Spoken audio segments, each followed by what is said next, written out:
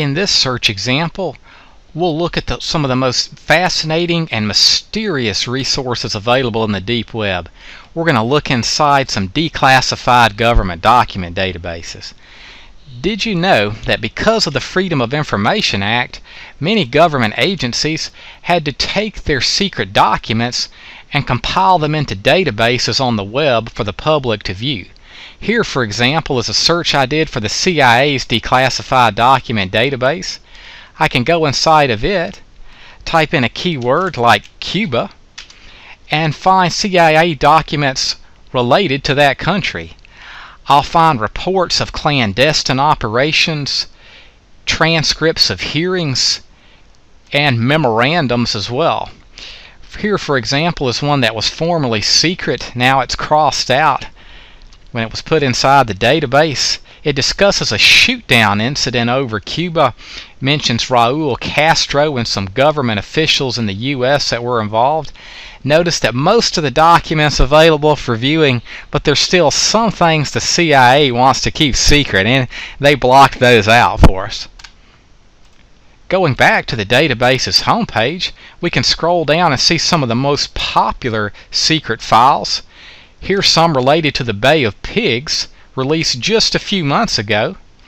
An official history, very well documented with extensive text, used to be top secret. Now we as the public have access to this great scholarship too.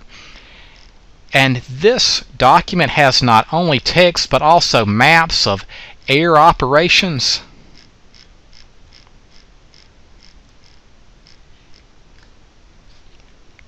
going back again, we can look at some of the oldest strategic intelligence documents in the U.S. government collection. Here, for example, are some done during World War I, long before the CIA. During World War I, German agents used invisible ink to write letters to each other.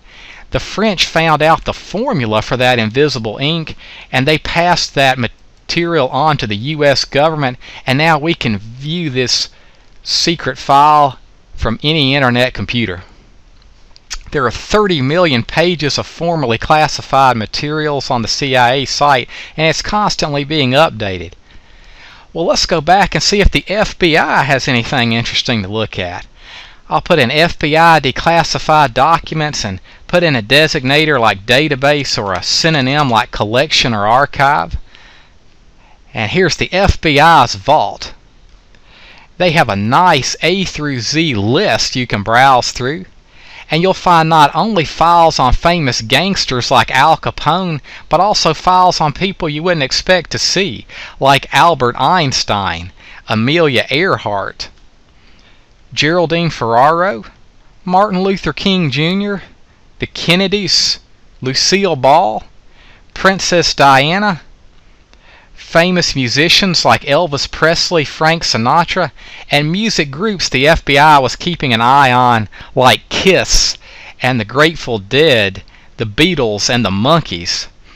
Also files on certain groups like the ACLU and Greenpeace. But among the most interesting of the FBI's secret files are the UFO section. During the 1940s and 1950s, there was a rash of flying saucer sightings in the United States, and the FBI sent agents out throughout the country to interview people who had seen flying saucers, and they compiled what they found into these reports.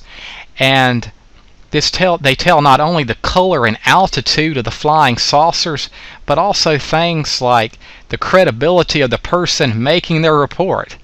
And the FBI often has some handwritten notes that are really interesting stuff. Besides the FBI's declassified document database, let's check out the NSA.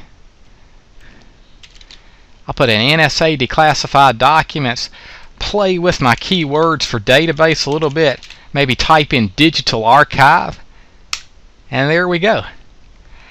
There's a keyword search, and once again some of the more popular documents are listed on the home page, including the 3 a.m. phone call from the nuclear vault.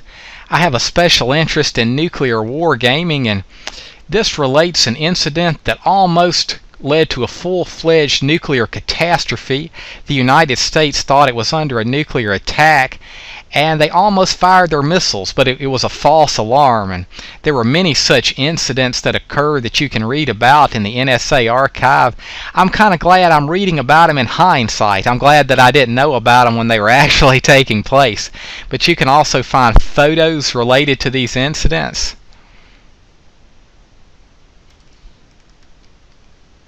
Behind the scenes meetings in NORAD. Many of these photographs and documents have never been open to the public before, so they're unpublished and unstudied materials that we can give to our patrons. And some very exciting, interesting kind of stuff here.